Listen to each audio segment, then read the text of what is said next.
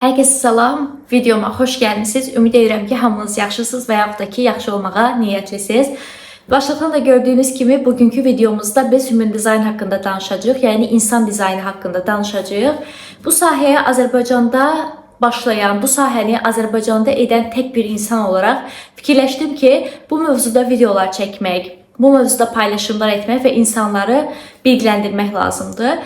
Və bu Azərbaycanda bunun haqqında məlumatlar olmadığı üçün fikirləşirəm ki, insanlar bu sahəyə maraqlı olsalar da, insan tasarımının nə olduğunu bilmək istəsələr də, məlumat qıtlığından dolayı mən bu seansı almalıyam-mı, alsam həyatıma nələr qatar, ümumiyyətlə mən bu seansa niyə ehtiyac duyuram şəklində bir sorğulamaları ola bilər.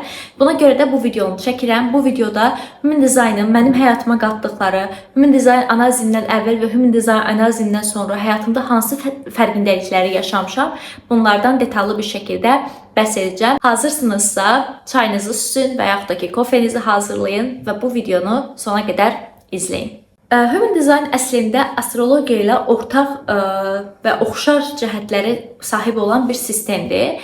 Əlbəttə ki, astrologiyadan çox daha yeni bir sistemdir və human dizayn elə bir sistemdir ki, bu sistemin istifadə edən insan onu özünün doğruları şəklində və yaxud da ki, ona hər hansısa bir məlumat əlavə edərək bu sistemi inkişaf etdirə bilər.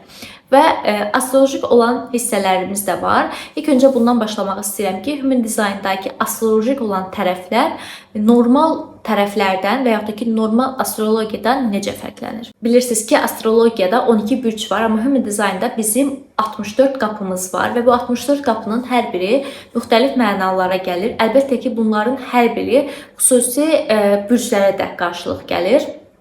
Və bu bürc qarşılıqlarına görə də orada qapılar dəyişir. Məsəl üçün, deyək ki, sizin şimal ay düymünüz hər hansısa bir qapıdadır və bu qapının göstərmiş olduğu bürc, məsələn, deyək ki, Şir bürcüdür. Həmin o Şir bürcü başlığında human dizaynda əslində sadəcə bir qapı deyil, birdən çox qapı var. Və həm o biz astrologiya haqqında ən azından qısaca bir məlumatı olan bir insan belə bu məlumatları mixləyir və ortaya çox daha geniş və çeşidli bir şey ortaya çıxır, belə deyək. İndi isə gələk, burada fərq nədən ibarətdir? Dediyim kimi, qapıların fərqi var, tamam, amma human dizaynda bizim iki planet olaraq sütunumuz var. Birinci sütunumuz bilinci sütunumuzdur, ikinci sütunumuz isə bilinci sütunumuzdur.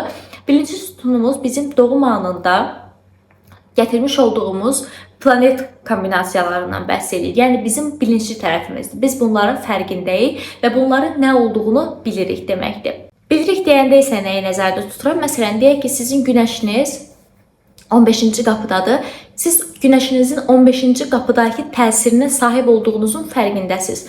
Amma bilinçsiz tərəfimiz isə bizim doğum anından 88 gün əvvəl belə qəbul edilir ki, doğum anından 88 gün əvvəl ruhumuz bədənimizə bağlanır və ruhumuzun bədənimizə bağlandığı anın planetlərinin görüntüsüdür.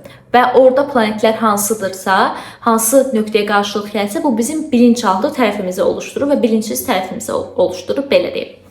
Məsələn, orada günəşiniz deyək ki, 41-ci qapıdadırsa, siz günəşiniz 15-ci qapıda olduğu zaman, bilinçli günəşiniz 15-ci qapıda olduğu zaman, həmin o bilinçli günəşinizin gətirmiş olduğu təsirin bu həyatda fərqindəsiniz və gözləməyə bilirsiniz.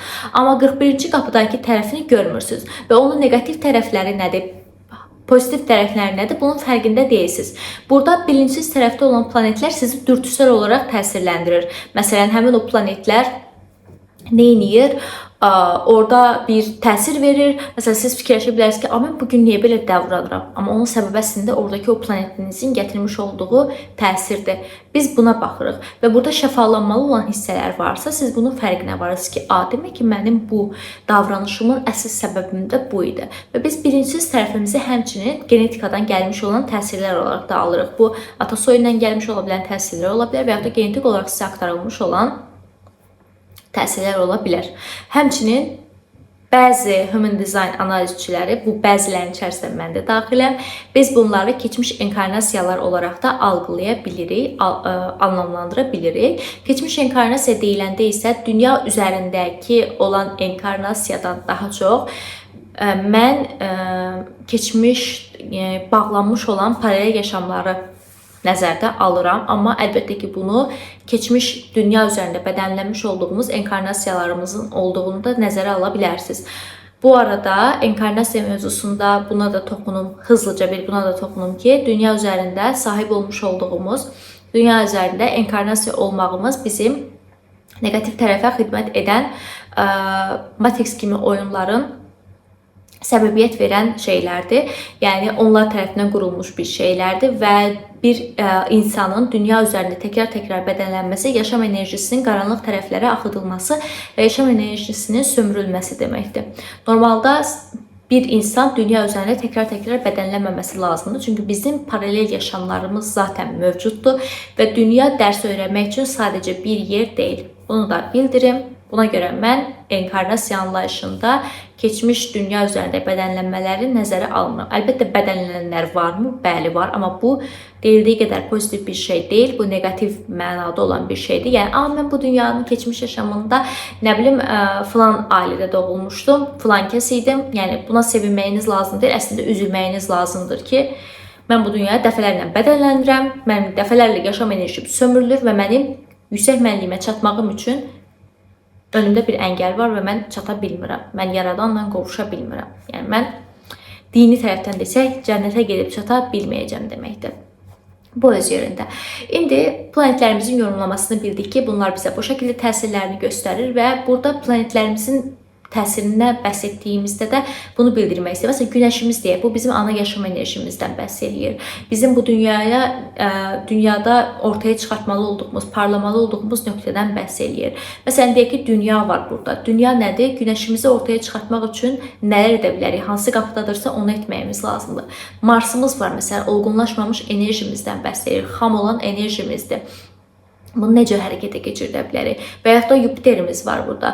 Bu bizə yaradan tərəfindən gəlmiş olan hədiyyələrdir. Bolluq qapılarımızdır, bərəkət qapılarımızdır. Satürnümüzün olduğu qapı var. Hansı nöqtədə, hansı karmalarla gəlmişik, hansı dərslərlə, hansı imtahanlarla məşğul olmağımız bizə qoyulub, belə deyim. Bunları tapmağımız lazımdır və burada bilinçsiz tərəfə biz baxdığımızda da bilinçsiz Satürnə baxırıq. Deyək ki, siz bu dərsləri həyatınızda dəfələrlə yaşayırsınız, amma fikirləşirsiniz ki, bu hardan gəlir? Yəni mən bunu nəyə görə yaşayıram? Amma biz bilinçsiz Satürnə baxırıq olduğu qapıya ki, bilinçsiz Satürnüzün olduğu qapı budur. Buna görə də həyatınızda bu döngü təkrarlanır. Burada bir fərqindəliklə və yaxud da bir seansla və s. bunu artıq siz özünüz içinizdə dönüşdürürsünüz və o döngüləri qırırsınız. Belə deyim. Və yaxud da Veneranız sevmə şəklinizdir. Necə sevirəm? Sevgidə necə daha uğurlu ola bilərəm və s. Yəni planetlərimizin yorumlaması bu şəkildə. Instagram səhifəmdə mütəmadi olaraq onsuz da bunlarla əlaqəli qısa-qısa paylaşımlar, məlumat verici paylaşımlar edirəm. İndi isə bundan bəhs etmək istəyirəm ki, Human Design'da eyni zamanda bizim enerji tipimiz var. Yəni yaradanın bizi bu dünyada yaratdığı anda təsəvvür edin ki, özünüz bir pultsuz və burada sizin üzərində olan düymələri var və siz bir şey açmaq istəyirsiniz həmin o vasitə ilə, belə deyim, o device-la.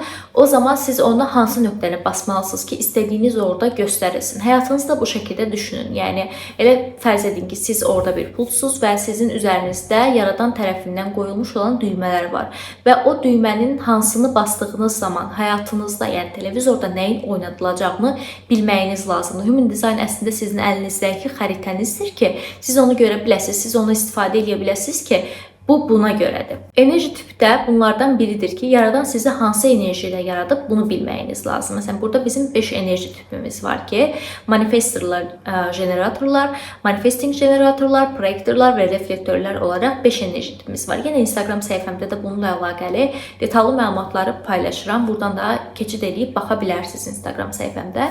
Bu məlumatları oxuya bilərsiniz.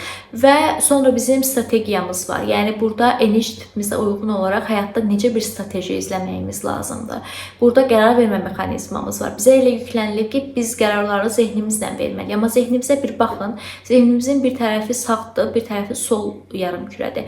Bir tərəfi məntiq üzərində qərar verən belə deyim hissəmizdir. Bir tərəfi isə duyğusal tərəfimizdir.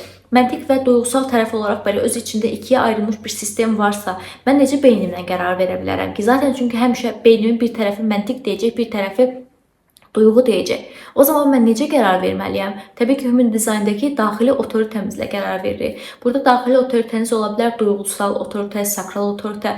Bunun da özünün hər birinin mənaları var. Əgər istəsəniz yorumlara qeyd edərsiniz. Bunlar haqqında da detallı videolar çəkərəm və baxa bilərsiniz, izləyə bilərsiniz.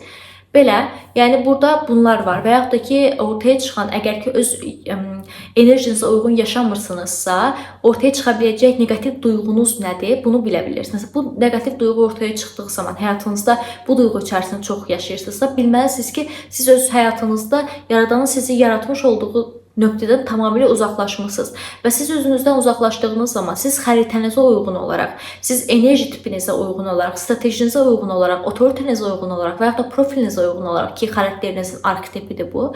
Buna uyğun olaraq yaşamadığınızda sizin həyatınızda artıq o negativ bir duyğu ortaya çıxa bilər. Məsələn, bəzilərində xəyal qırıqlığı ortaya çıxa bilər. Həyatınızda davamlı xəyal qırıqlıqları yaşayırsınızsa, demək ki, öz yaradılışınıza uyğun yaşamırsınız. Və bu xəritəni bilmək bizim həyatımızda həqiqətən o qədər önəmlidir ki, mən indi öz həyatımın təcrübələrdə birazdan bölüşəcəm və görəcəksiniz ki, bizim üçün nə qədər önəm daşıyır bir xəritənin necə işlədiyini bilmək. Və burada enkarnasiya xaçımız da var. Enkarnasiya xaçımız bu həyatda nəyə görə bədənləndiyimizi, dünyada olma səbəbimizi və missiyamızdan bəhs edir. Ki, bir insanın öz missiyasından uzaqlaşması demək, yəni ola biləcək ən pis şeydir deyə bilərəm. Yəni dünya üzərində yaşamış olduğunuz bütün acı, üzüntü, kədər, hər şey, bütün negativ duyğular, şuuraltı olan negativ inanclarınızı qoyduq bir kənara. Yaşanmış olan təsirlər, negativliklər ki, zaten o şuuraltı negativ inanclara rəğmən belə, əgər ki, siz öz həyat missiyanızın doğrultusunda yaşayırsınızsa, əmin olun ki, bunlar gerçəkləşməyəcək. Həyat missiyanızı tapıb, onu gerçəkləşdirdikdən sonra dünyada artıq cənnəti yaşamağa başlayacaqsınız. Yəni, təsəvvür edin ki, Yaradan sizi bu dünyaya bir missiya ilə göndərir və deyir ki, sən bu dünyaya bu missiyanı həyata keçirtməyə gedirsən. Amma siz bu missiyadan tamamilə uzaq bir həyat sürürsünüz.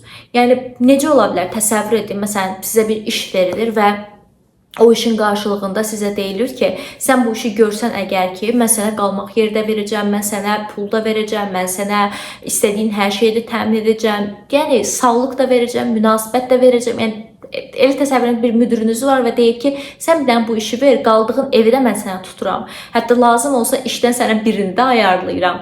Yəni partnyorda ayarlayıram, əgər ehtiyac varsa da belə deyək. Və yaxud da yeməyini də mən alıram, yol pulunu da mən veririm. Hər şeyi mən edirəm, sadəcə mənim bu işimi gör deyir. Yəni bunu etdiyinizdə o şeylər sizə sunulur. Təsəvvür edin ki, həyat missiyanızda belədir. Yaradan sizə deyir ki, və yaxud da yüksək mənliyiniz sizə deyir ki, sənin bir missiyan var. Sən bu missiyanı et və mən bu missiya üçün sənə bir pul ayırıram. Həqiqətən də bir pul ayrılır bu arada, bir büdcə ayrılır sizə.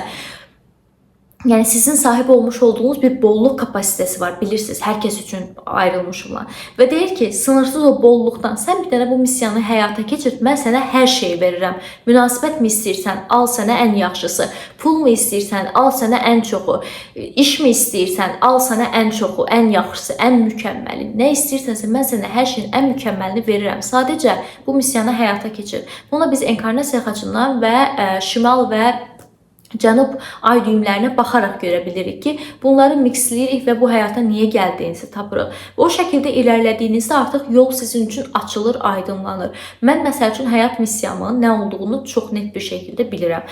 Bəzi zamanlarda isə həyat missiyamdan biraz uzaqlaşıram. O zamanlar mənim həyatımın ən depressiv anlarından biri olur. Hansı ki, mən həyat missiyamı gerçəkləşdirmək üçün bir şeylər edirəm. Çox basic bir şey bu arada. Həyat missiyamı deməyəcəm, çünki həyat missiyamı tam olaraq gerçəkləşdirməyim üçün mənə verilmiş olan bir il var. O ilə qədər də bir şey demədən arxa fonda öz işimi yavaş-yavaş görməyə planlaşdırıram. Yəni o işimlə əlaqəli, missiyamla əlaqəli çox cüzi bir şey belə həyata keçirdiyimdə sonsuz olasılıqlar mənim üçün açılır və hər şey mükəmməl bir şəkildə irəliləyir. Yəni burada missiyanızı tapmağınız, missiyanız üçün addımlar atmağınız və missiyanız doğrultusunda yaşamağınız bu həyata gəliş məqsədinizdir. Yəni elə fikirləşin ki, siz verilən sizə missiyanı etmirsinizsə, o zaman bu həyatda olmağınızın mənası nədir? Yəni sənə bir görevlə gəlmisən, amma bu görevi gerçəkləşdirmirsən. Yəni bu ola biləcək ən pis şeylərdən biridir və ki, zaten missiyanızdan uzaqlaşdığınızda da yaradan sizin missiyanıza yaxınlaşdırmaq üçün ola biləcək bütün o siqnalları göndərir ki, uzaqlaşırsan missiyandan, bu sənə uzaqlaşdığının göstəricisidir. Bax, burada xəyal qırıqlığı yaşadına, missiyanə dön. Bax, burada qəlb qırıqlığı yaşadına, bu sənə bir xatırlatmadır, missiyanə dön. Yəni, bunu bilməyiniz lazım. Buna görə də human dizayn analizinizi mütləq şəkildə əldə etməlisiniz ki, siz yaşam amacınızı tapıb ona doğru irəliyib həyatınızdakı o sahib olmalı olduğunuz bolluğu, bərəkəti, sevgini qosursuz bir şəkildə ala biləsiniz deyə. Belə. İndi isə mən öz həyatımda human dizaynla necə bir fərqindəyiklər yaşamışam. Məsəl üçün, mən human dizaynla tanış olmadan əvvəl özümü ancaq günahlandırırdım ki, Kəmal, sən başladığın heç bir şeyi axıra qədər bitirə bilmirsən. Mənim mamam da mənə bunu deyirdi. Deyirdi ki, sən çox səbirsiz bir insansan, başladığını heç vaxt axıra qədər bitirə bilmirsən. Amma mən human dizayn analizimə baxdıqdan sonra ki, bunu illərlə günahkarlıq yaşamışam ki, mən niyə başladığımı axıra qədər bitirə bilmirəm? Baxıram ki, mənim enerji tipim manifestordur. Mən zaten işim başlatmaqdır, davam etdirmək deyil. Ki, mənim sakral mərkəzimdə tanımsızdır. Yəni, məndə sürdürülə bilir bir enerji yoxdur. Bəzi insanlar var ki, bu enerji ilə tak deyə başlayır və onu axıra qədər davam etdirə bilir. Hansı insanlardır? Məsəl üçün, enerji tipi generator və manifesting generator olan tiplərə aiddir ki, bu insanlar başladıqlarını axıra qədər davam etdirə bilir arkadaş. Çünki onların o davam etdirə biləcəyi enerjisi var. Mənim isə yoxdur. Mən başladıram, mənim başlatdığımı isə başqaları davam etdirməlidir. Məsələn, buna görə də işlərdə əslində, iş yəni mühitində belə deyim, insanları öz enerji tipinə görə görevlər vermək çox yaxşı olar. Məsələn, manifestorlardan həddindən artıq çox yaxşı qrup liderləri çıxar. Sən sadəcə liderlik fikirlərini verirsən ki, bunu bu şəkildə et, onu alır, generator işləyir, başlatdığını davam etdirir. Yəni, bu enerji tipimi bildikdən sonra dedim ki, hə, tamam, yəni, mən demək ki, başlatmalıyam, mən özüm günahlandırmalı deyiləm, başladıram, bu arada davam etdirəcəyim şeyləri də öz enerjimə uyğun olaraq seçirəm. Məsələn, dedim ki, sakral mərkəzim tanımsızdır. Sakral mərkəzim tanımsızdır və mən çöldə çox vaxt keçirdə bilmirəm. Mən aşırı enerjetik olub, zıplayıb, koşub bunu eləyə bilmirəm. Həyatımın heç bir dönəmində aktiv işdə, hani bəzi uşaqlar var, məsələn, bilirsiniz, bəlkə oğlan uşağı, qız uşağı fərq etmir də, yəni hiperaktivdir də bu insan, yəni qaçmaq istəyir, tırmanmaq istəyir, bir şeyləri parçalamaq istəyir, bir şey etmək istəyir. Çünki bu insanın enerji tipi generatordur. Yəni bu insan sakralında güclü bir yaşam enerjisi, daha doğrusu motor, enerji motoru barındırır ki, o motor onu davam etdirə bilir. Məndə yoxdur bu. Mən neyə bilərəm? Yəni mən sadəcə buna uyğun olaraq həyatımı yaşaya bilərəm. Məsələn, mən partnyorimlə olan münasibətimə əslində pozitiv anlamda çox qatqı göstərib bu. Məsələn, sevgilim sakral mərkəzi tanımlı olan bir manifesting generator tipinə aid olan bir insandır. Və o mənə bəzən təəccüblənirdi ki, yəni çölə çıxırıq, həmən Kəmal ilə 1-2 saat sonra enerji sönür. Mən o vaxtda düşünürdüm ki, ayda həqiqi, yəni görsən mən niyə beləyəm? Biraz özümü günahlandırırdım ki, belə olmadı, yəni biraz enerjik ol, əylən, çölə çıxmırsan falan.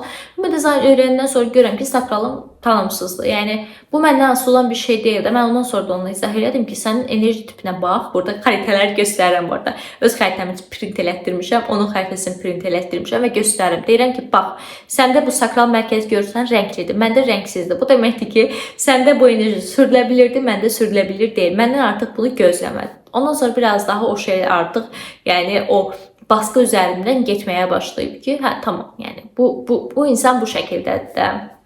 Bu insan sürülə bilir bir enerjiyə sahib deyil. Ne yapalım məsələn? Məsələn, mən gün içərisində həmişə çox günorta yuxularına ehtiyac duyurdum. Və günorta yuxularına ehtiyac duyan bir insan olaraq özümü günahlandırırdım ki, Kemal, oyanırsan, günortada yatırsan. Amma baxıram ki, mən manifestor tipinə aid olduğuma görə əslində günorta yuxuları qısa da olsa yatmağım lazımdır enerjimi yeniləmək üçün. Bəzi deyirlər ki, məsələn, günorta səhər oyandıqdan sonra günorta yatmayın, çünki günorta yatmaq sizi tənbəlləşdirir, enerjinizi düşürdür falan. Bu manifestorlar üçün və yaxud da ki, ən azından sakral mərkəzi tanımsız olan insanlar üçün aid deyil. Çünki onlar yatmalılar lazımdır, onlar o enerjini toplamaları lazımdır. Və manifestor tipinə aid olan insanlar da sakral mərkəzi tanımlı olan bir insanın yanında yatdığında o dinlənmişliyi hiss etməyə bilirlər. Buna görə məsəl üçün mən yəni o şəkildə yatdığıma görə artıq gün ərzində təkcə yatdığımda da özümə o enerjini toplayıram. Yəni edə biləcək bir şey yoxdur. Bu şəkildə bilib bu şəkildə yaşamaq lazımdır. Məsələn, mən ən son bəlkə də nənəm rəhmətli getmədən əvvəl, illər əvvəl mənə demişdi ki, dərman çox məsəl üçün etmədə, bədənini öyrəşdirmə dərmana. Olardı, yəqin ki, bir 3-cü sinifdə falan oxuyuram da, 9 yaşım falan olardı, yəqin ki. Olardı, hə. 9 yaşım falan olardı. O vaxtı mənə o sözü demişdi və mən bugün baxıram ki, mənim dalaq mərkəzim tanımsızdır. Mənim dalaq mərkəzim tanımsız olduğu üçün mən dərman qəbul etməli deyiləm zaten. O deyil də, yəni o yüksək dozlu dərmanları qəbul etməməyim lazım. Və bir dəfə mən, bu arada dalaq mərkəzim tanımsız olduğuna görə alkol də istifadə etməmək lazımdır. Və bir dəfə mən, bundan olacaq, yəni fevral ayında olacaq ki, 4 il əvvəl ölümdən dönmüşəm. Yəni alkol üzündən ölümdən dönmüşəm və o gündən bu günədir mən artıq özümə söz vermişəm ki, mən alkol içməyəcəm. Çünki həddindən artıq çox yüksək bir dozda qəbul eləmişdim və məsələn human dizaynı bilmirəm. Dalaq mərkəzim tamamsız. Demək mən heç vaxt olmazdı bu arada o əslində. Çünki dalaq mərkəzim tamamsız olduğuna görə o mənə o şəkildə təsir verdi, təsir bağışladı. Mən artıq özümə söz verdim ki, mən artıq hayır qardaşım içməyəcəm. Yəni olmayacaq. Olsa belə o qədər aşağı dozdadır ki, yəni çox aşağı bir dozdadır da, yəni ona görə heç bir şəkildə təsir etmir və yəni içmək mövzusu və dərman qəbul etmək mövzusu mənlik deyil. Ona görə mən bunu kənara qoymuşam ki, deyil. Məsələn, enerji tipinizi bildiyiniz zaman, human dizayn analizinizə uyğun olaraq yaşadığınız zaman həm xəritənizi necə pozitiv anlamda gerçəkləşdirə bilərsiniz bunu bilirsiniz, həm də özünüzə günahkarlıq yükləmirsiniz. Bu var, yaradılışım budur, bu şəkildədir. Yapacaq bir şey yox. Məsələn, numerolojik olan analizlərdə nə deyirlər ki, mən də bu arada numeroloji təlim almışam və illərlə numeroloqluqda olaraq da fəaliyyət göstərmişəm, amma artıq numeroloji seanslar etmirəm. Məsələn, numeroloji bizim analizlərimizdə çakra sütunu var idi ki, məsələn, burada bu negativ təsir budur, bunu et, düzəlt deyildi. Amma human dizayn da sənin bir mərkəzin tanımsızdırsa, bu tanımsız olması da nə deməkdir? Rəngsiz olması deməkdir və o deməkdir ki, sən bu təsiri ətrafındakı insanlar üzərindən təcrübə edirsən, belə deyim. Və burada amma bunu demir sənə. Məsələn, tanımsızdır, bunu et, tanımlıya çevir. Mümkün deyil. Zaten sənin yaradılışın bu şəkildədir. Sən nə etsən də bunu tanımlıya çevirə bilməzsən. Sən etməli olduğun tanımsız bir şəkildə necə yaşamağı öyrənməkdir. Və həyatımda işte özümü günahlandırmamaq mövzusunda və yaxud da ki, məsələn, baxıram ki, mənim günəşim 39-cu qapdadır və provokasiya qapısındadır və mən insanları provokə edərək oyatmalıyam. Həyatımda da zaten çox təşəkkür edirəm həmin o insanlara ki, məndən provokə olurdular. Mən heç bir şey etməsəm belə varlığımla insanları provokə edirdim. Bu uşaqlığımda daha çox olurdu bu arada. Yəni bilmirəm, insanlar provokə olurdu və yaxud mən bir şey paylaşıram. Normalda bunun insanları qıcıqlandıracağını heç bir şəkildə düşünmədən paylaşdığım bir şeyə belə insanlar altına yorumlar yazır, işte hani qıcıqlanmağa başlayırlar falan. Mən heç bir şey etmirəm. Mən sadəcə dayanmışam. Mən öz olduğum yerdə qalmışam, amma insanlar mənim varlığımdan provokə olurlar. Oyanmaları üçün də bunu etməyəm lazım idi. Məsələn, mən analizimi bilməsəydim, mən həmişə fikirləşərdim ki, bu insanlar niyə mənə qarşı belə keçirdirlər, hisslər keçirdirlər, niyə mənə qarşı belə davranırlar. Baxıram ki, yəni bu insan provokə olur da, yəni çünki mənim varlığım bu şəkildədir, yəni yapacaq bir şey yox. Buna görə də öz analizinizi bilməyiniz lazımdır ki, öz enerjinizi doğru şəkildə istifadə edəsiniz. Təsəvvür edin ki, siz gəlmişsiniz 40 yaşınıza, 50 yaşınıza və ömrünüz boyunca da enerjinizi doğru hiss etməmisiniz və gəlib öyrənirsiniz ki, ya mən əslində bunları etsəydim, sistem mənə bunları verəcəkdi. Bir dənə oradakı o peşmançılığı təsəvvür eləyin, yəni mənim əlimdən yəni həyatım getdi. Mən həyatımı doğru bir şəkildə yaşamağı necə bacaracağımı bilmədim. Mənə verilmiş olan xəritəni oxuya bilmədim və yaxud da oxutdurmadım. Nəticəsi nə oldu? Peşmançılıq. Gəlirsən neçə yaşına və deyirsən ki, həyatımı həba etmişəm də, yəni məsəl üçün enerji tipim manifestdir, amma mənə illərlə sən generator olmalısan deyə baskı uyğulayıblar və mən yorğun, arğın hər səhər işə gedirəm, 9-6 işləyirəm. Mən amma yorğunam, bədənim yorğundur, ruhum yorğundur, mən artıq burada qalmaq istəmirəm. Və yaxud da ki, missiyanızı bilmirsiniz, missiyanızdan tamamilə başqa bir şey edirsiniz, həyatınızda negativ şeylər ortaya çıxır.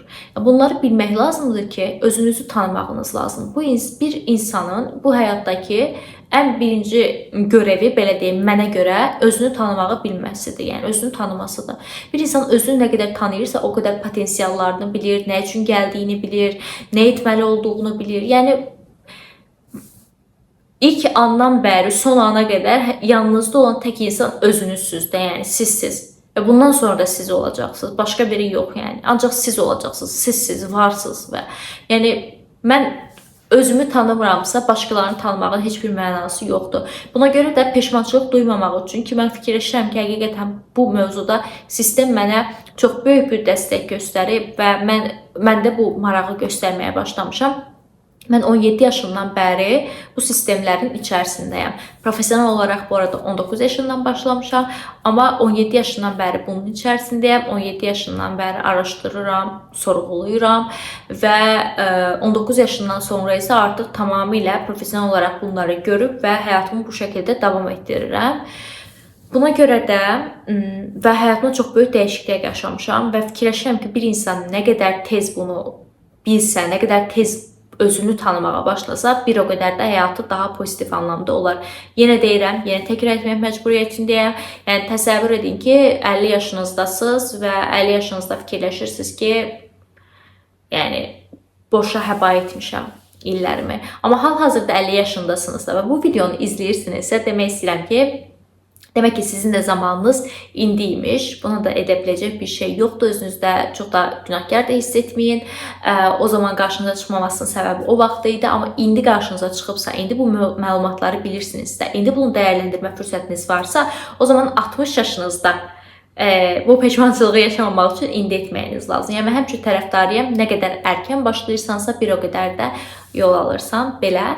Yəni, Human Design mənim partnyoruma qarşı olan düşüncələrimdə məni dəyişməyə kömək göstərib, mənim özümü daha yaxşı anlamaqda kömək göstərib, mən hansı sahələrdən, hansı şəkildə üstünə gedib başarılı ola biləcəyimi məsəl üçün göstərir və yaxud da ki, mənə sistem tərəfindən göndərilmiş olan bolluq qapıları nədir, bunu göstərir. Yəni, hər şey mən Human Design'la bütün həyatımda artıq o əksik olan puzzle parçalarını yavaş-yavaş yerinə otuzdurmuşam.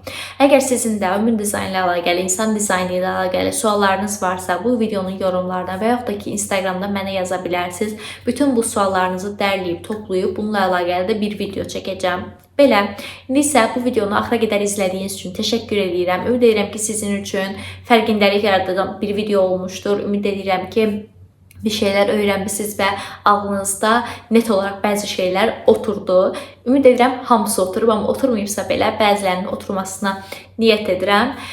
Bu videoda da iştirak etdiyiniz üçün, yəni bu videonu izlədiyiniz üçün təşəkkürlər. Növbəti videolara qədər görüşərik. İndi isə hələlik.